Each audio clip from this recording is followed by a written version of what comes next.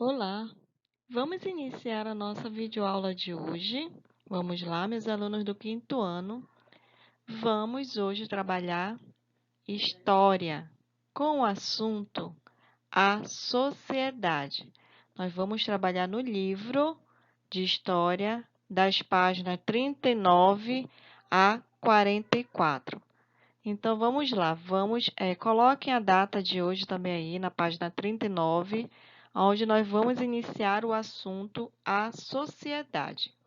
Então, vamos lá.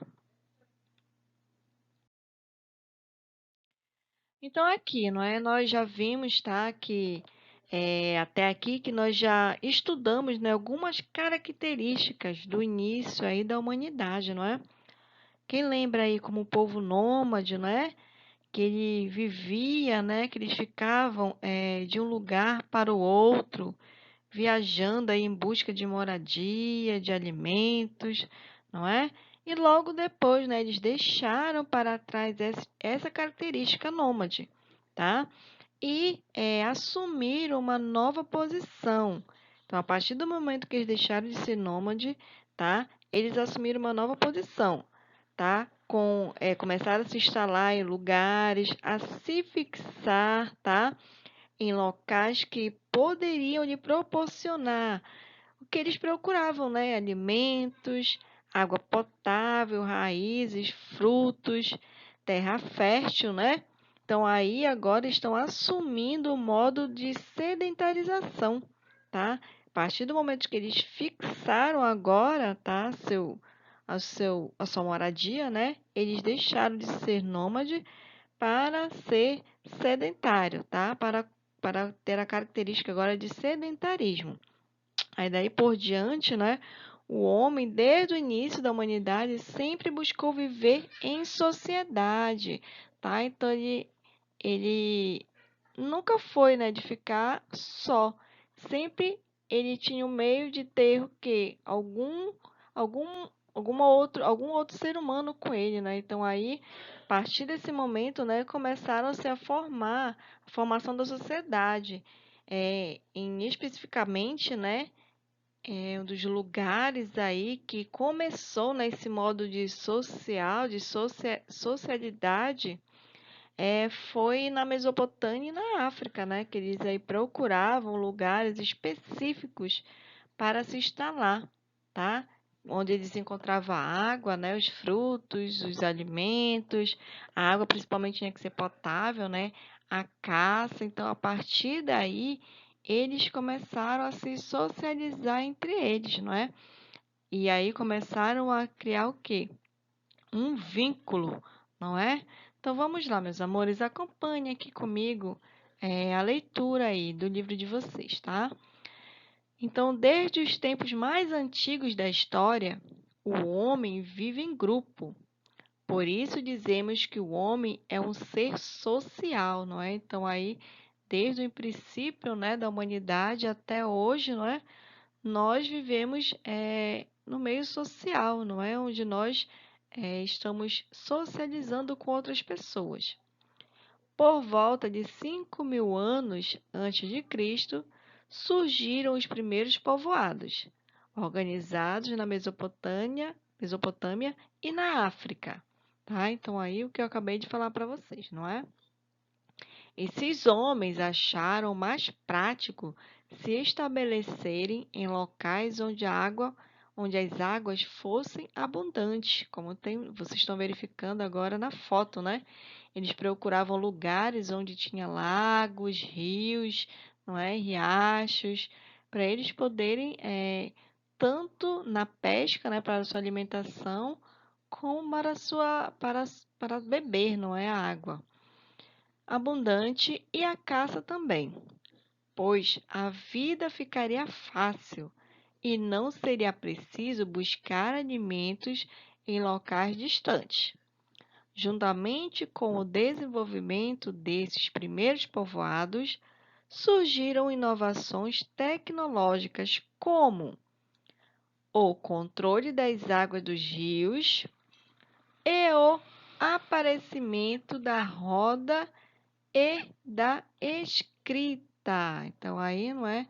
o homem, né, o homem que estava se socializando, né, começou a desenvolver várias inovações, né, tecnológicas, como o controle das águas dos rios, não é? Como vocês estão observando aí na imagem, tá? O aparecimento da roda e a escrita.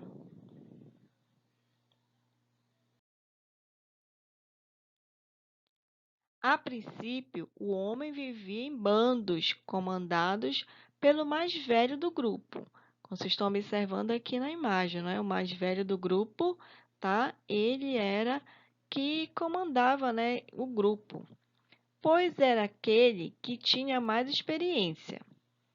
Com o passar do tempo, esse grupo foi crescendo graças aos casamentos com outros grupos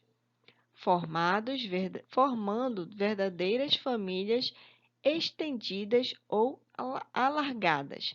Então, aqui não é o homem vivia em um certo grupo, não é? Então, ele buscou outros grupos, não é? Para o quê? Para se casar.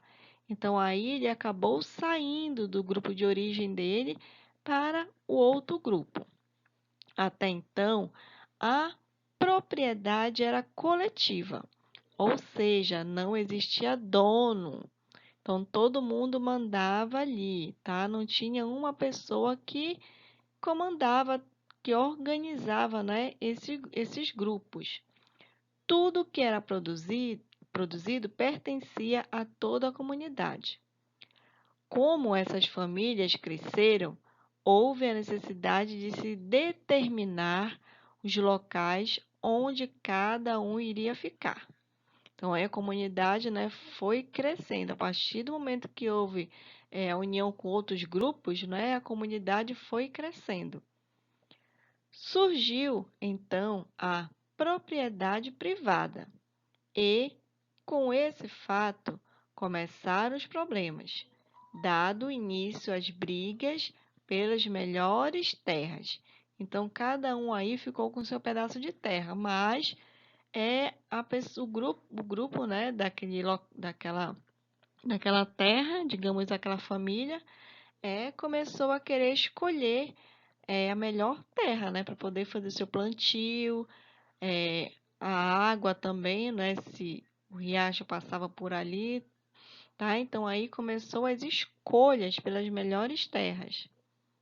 Aqueles que não tinham uma relação muito próxima com o chefe do grupo receberam as terras mais distantes e mais pobres de recursos naturais.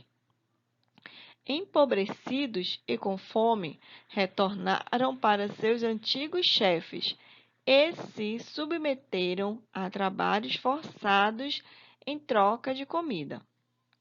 Os chefes foram enriquecendo, pois acumulavam os excedentes. Excedente eram as sobras, né, que tinham muita plantação, não é? E acabavam, quando colhiam, né, fazia a colheita e só tinha bastante alimento, então sobrava. E organizavam grupos para tomar as terras de outros povos.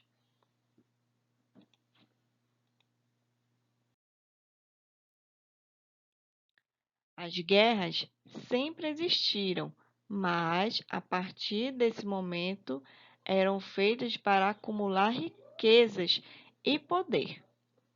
Esses chefes foram se transformando aos poucos em reis que tomavam conta de tudo e de todos.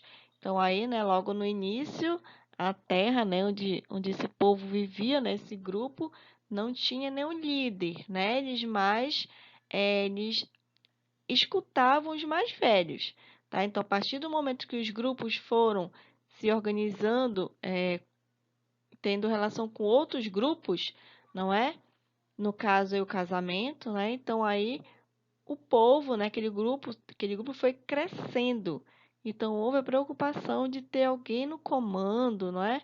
No caso aí, a escolha de terras, tá? A escolha para que cada um organizasse sua moradia, não é?